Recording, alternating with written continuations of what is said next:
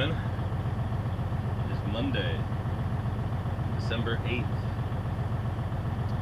It's cold.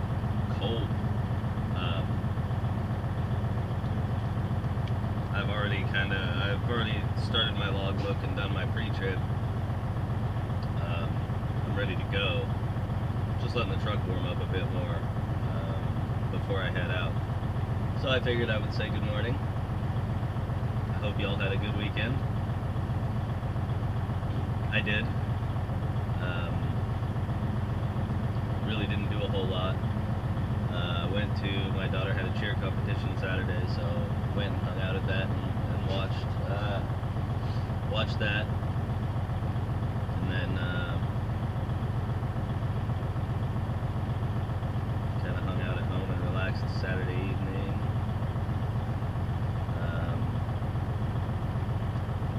Then did more of that on Sunday, really.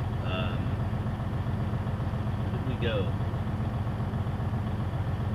I don't remember.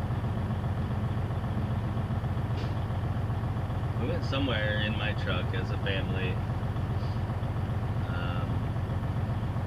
Saturday night. That was the first time like my wife had been in the new truck. I can't remember where we went. Strange. Anyways, and then Sunday, took my daughter to a friend's house for a sleepover. That's where we went, which was a nice little drive. They don't live super close to us, so we got to go for a little cruise in my new truck. And then Sunday morning, my mom came over just for a little bit, and then we went for a nice walk on Sunday, and then really just kind of relaxed a bunch. So it's a good weekend. I wanted to play with my new truck more than I did, but I mean, there's not much to do. I edited some videos and posted those, so if you watch my videos, you notice that. I did the walk around in my new pickup on Sunday. Posted that Sunday evening, last night. So yeah, pretty relaxing weekend. I imagine hopefully today's going to be a fairly relaxing day. Not at first. I've got to go deliver this load, which is tarped, so I'll have to go untarp, get this delivered, and then probably, I would imagine, just go somewhere to pick up for tomorrow. Maybe. I guess I could do some kind of little local run in between, but who knows? I won't find out till I'm empty. So, I guess she's about warmed up enough, so I'll head out now and get this day going. So, I will probably update in a bit. Maybe. Hola. I am finally empty. It's 9:20 in the morning, so that only took 2.5 hours.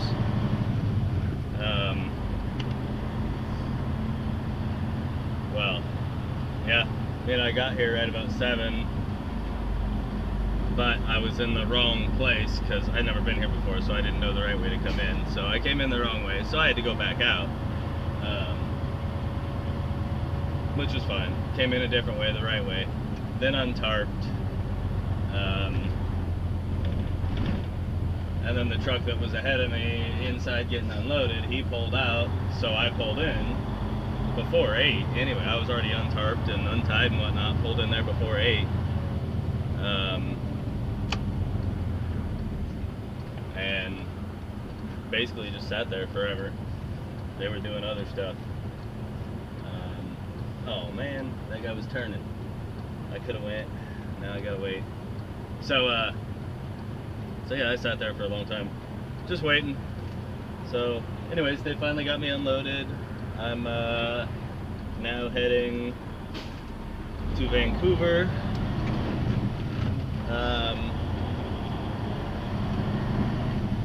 To do an hourly load, local load. A lot of the like really local stuff pays hourly.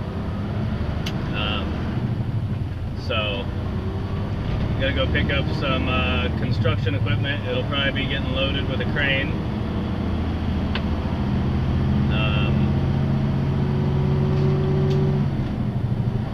I'm familiar with where I'm picking up. I've been there a lot of times, so it's a construction yard. It's a construction company's like yard. So yeah, I'll be picking up there. They'll probably load me with a crane. I'm going to their job site, which I've also been to before.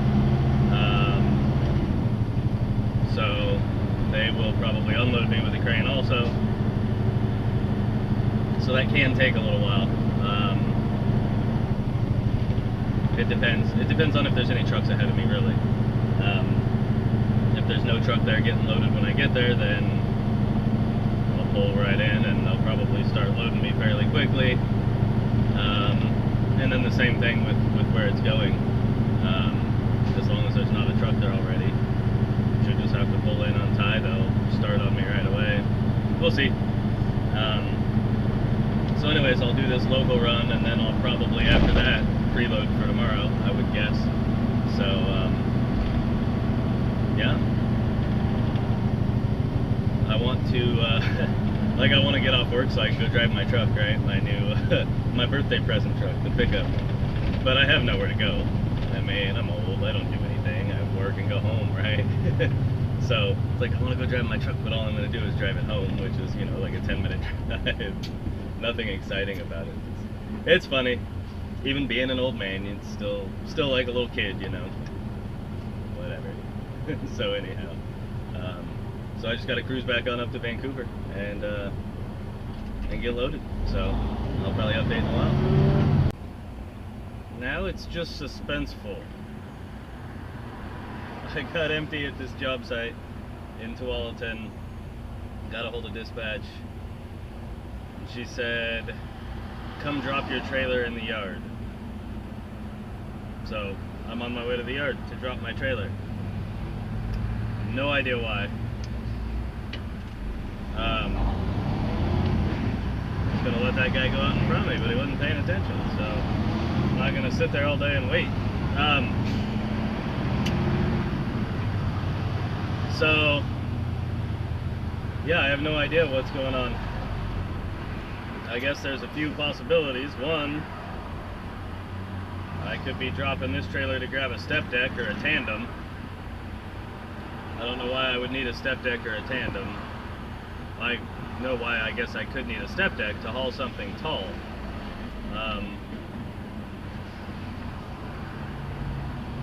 Something tall that needs, you know, that would be over height. If it was on my spread axle, then need a step deck.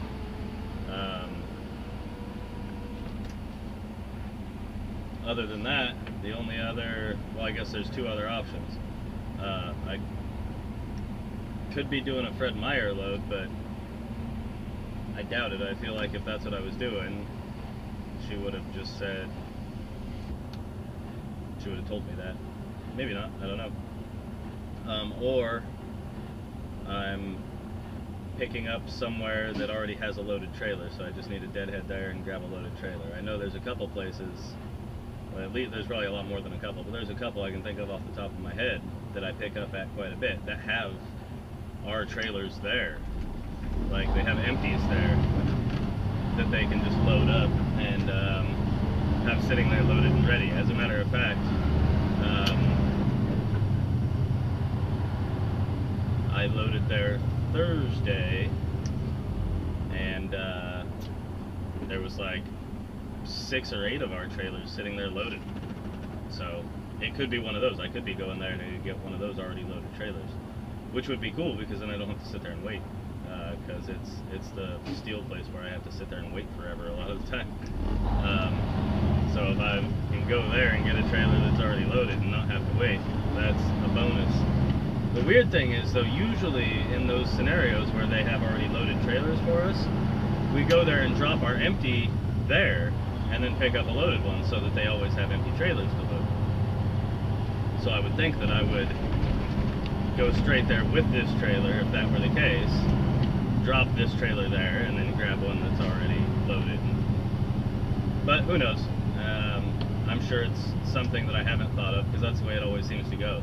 I always say, like, it could be one of 18 things, and then come to find out it was a 19th thing that I hadn't thought of. So that's probably the case again. I say it's one of 3 things, so it'll be a 4th thing that I haven't thought of, but I'll let you know what it is. So it is something I wasn't really expecting. I am heading back down to, well, Lake Oswego, which is another outskirt of Portland, picking up an empty container and chassis,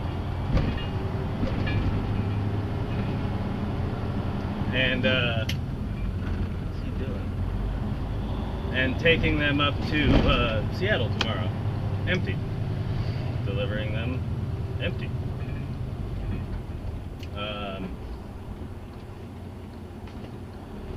It's a little different, but whatever.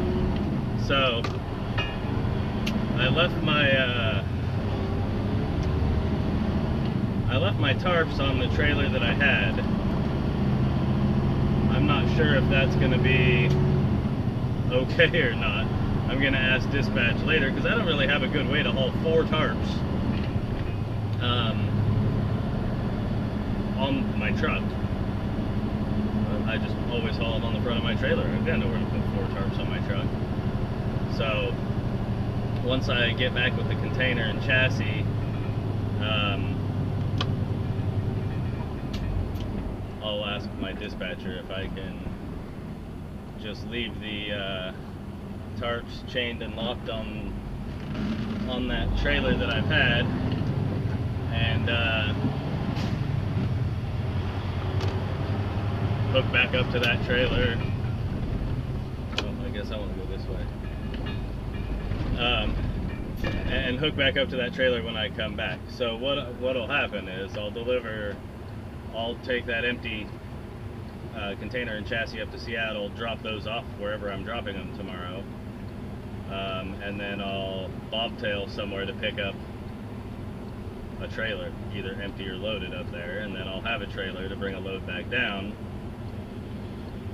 Then I can deliver that, and then either come back and pick up my tarps on that trailer, or switch back, drop that trailer and switch back to the one that has my tarps on it. Hopefully. Unless she says, no, I need to take my tarps up there with me, and then I'll have to figure out, like I said, I don't have a way to haul them that I know of on my truck. So I don't have any catwalks. Usually, like, you'd have catwalks, which is a platform that goes across the frame rails in front of your fifth wheel, so you have like an area you can walk, or you can set stuff there, or whatever. And with like my last truck, that's where I'd put my tarps. I'd just set them on the catwalk, and bungee them to the catwalk, and or strap them or whatever, just secure them to the catwalk, and that's how I could haul them if I didn't have a trailer. But I don't have any of that, so we'll see what happens. Like I said, I'll ask her once I get back. I know I can for sure get away with not taking them with me to go get this container, so I didn't worry about it. I just dropped the trailer and I'm off. So yeah. So it looks like that's it for my day. I'm just gonna go pick up that container and go park at the yard and wait for tomorrow. Get up bright and early and head up to Seattle to drop off that empty. So that's kind of cool. It'll be a lightweight run up there, so I get decent fuel mileage and make good time, and yeah. So maybe I'll update more later, maybe not. I don't know if I'll have anything else to say, since I kind of just hooking up to a trailer and heading back. So holy crap. So I found my container. I'm backing up to it now. It's in a neighborhood, like a small neighborhood, and it's facing into the neighborhood, because the guy pulled in and this is where he dropped it. Right? It's like somebody shipped all their stuff down from Alaska. They had a container dropped in front of their house, and oh, I can't see my tire. So that's where it's sitting, like in front of a house, pointing into a neighborhood that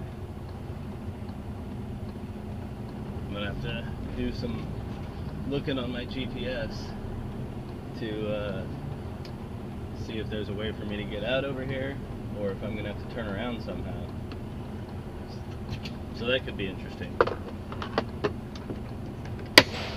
I gotta get out and look, make sure the front's low enough, or see if I gotta lower it. I'm glad I looked. The front of the trailer was many inches too high. Obviously I would have seen it, so I would have stopped, but if somebody wasn't paying attention, could have put the front of the trailer into the back of my sleeper. Alright, all hooked up. Let me go raise the landing gear, hook up my airlines and power, and we'll be up. I guess I'm gonna give her a go of just turning around, going around a block up here in the neighborhood. It's hard to tell sometimes with looking at the GPS. Like when I delivered to Fred Meyer in Tillamook, I needed a place to turn around. And because they have two docks that go like this, and I was in one, and then they wanted me to move over to the other, so I had to go turn around and come in from the way I went out, right? So I looked at my GPS, and it looked like right when I go out, go straight through a light, and then there was a big road that looped around, right? So I was like, oh, I'll just go around that. But I got there, and it was a RV park, or a mobile home park. Well, I'm not going through there in a semi to turn around.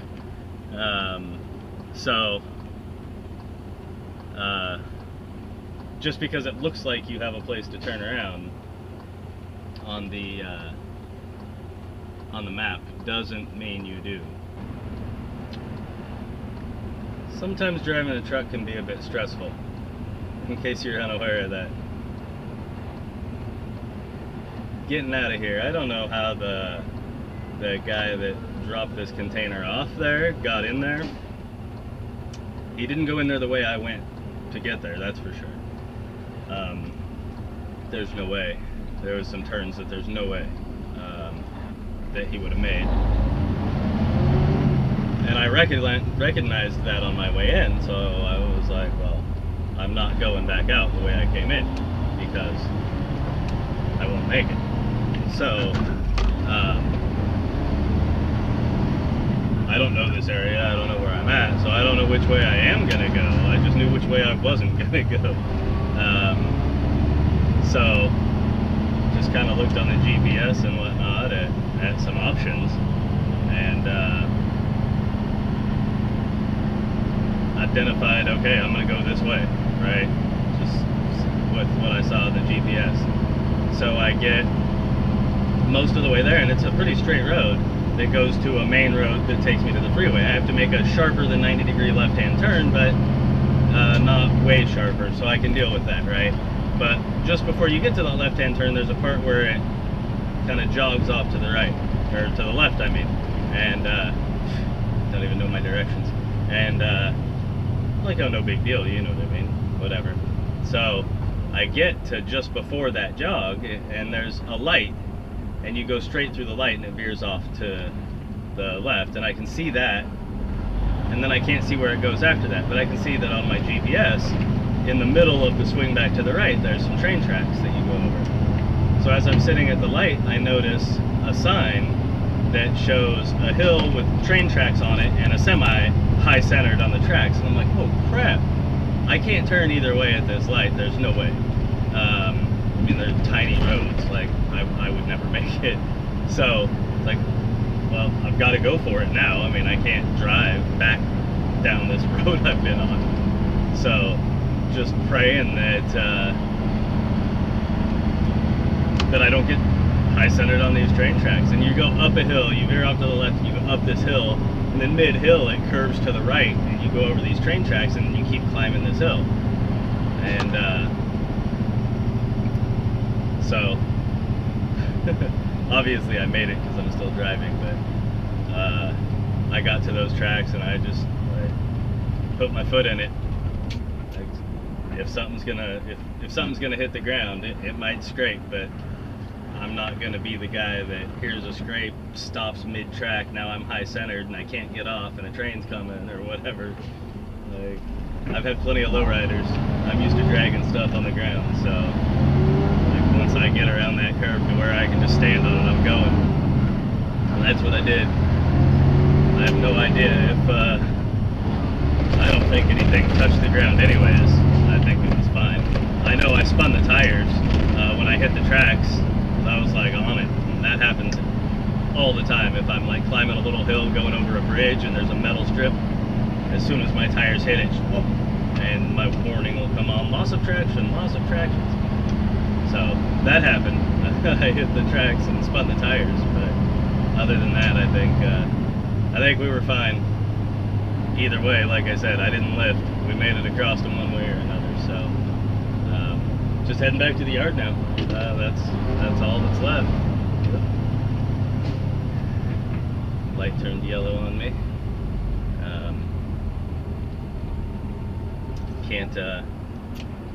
It's a lot different in a semi. Like, I run red lights all the time, not because I want to run red lights, because, you know, the lights are set up, you know, when they're green, they go yellow and red, and it gives you a little bit of time, right? If you're in a car, the amount of time it's yellow isn't enough warning a lot of the times for a semi. Especially if it's like wet out and I'm empty. If it's close, I'm going. I mean, because the tires lock up so easy on wet roads with no weight. I'm not gonna risk. Like, I've had it happen before where I got on the brakes and the trailer just started going sideways into the lane next to me because I was empty, there was no weight on the trailer, and so those tires just lock up. As soon as I touched the brakes, they were locked and it was going sideways. I really would not want that to happen if there was a car next to me. Fortunately, there was nobody next to me, and it was a situation where I noticed it right away that it was starting to go sideways, and I just let off the brakes and just went. At that point, I guess I'll take a running a red light ticket versus having my trailer slide over and kill somebody. So, but yeah, those aren't timed for semis. You know, that yellow red is set up for your average car, which is going to be able to stop much quicker. So sometimes you might see a semi blow a light, and you might be inclined to call him some names because he's running a red light. Well, that's because he can't safely stop. And you should rather him, you know, go through that light a split second after it turns red than kill your family because he couldn't get his truck stopped and lost control of it or something. It's just a lot different in a big truck. If you don't drive one, you don't know. So, and I don't say that to be rude. You know, most of the people I know have never been on or around a semi. They have no idea, and they think they know. That's the biggest problem, is they think they know, but they don't. Until you've done it, until you've spent time in it, on it, around it, you don't know. You can make all the assumptions you want, but wow. How did I get on this? Alright, I'm gonna stop this now.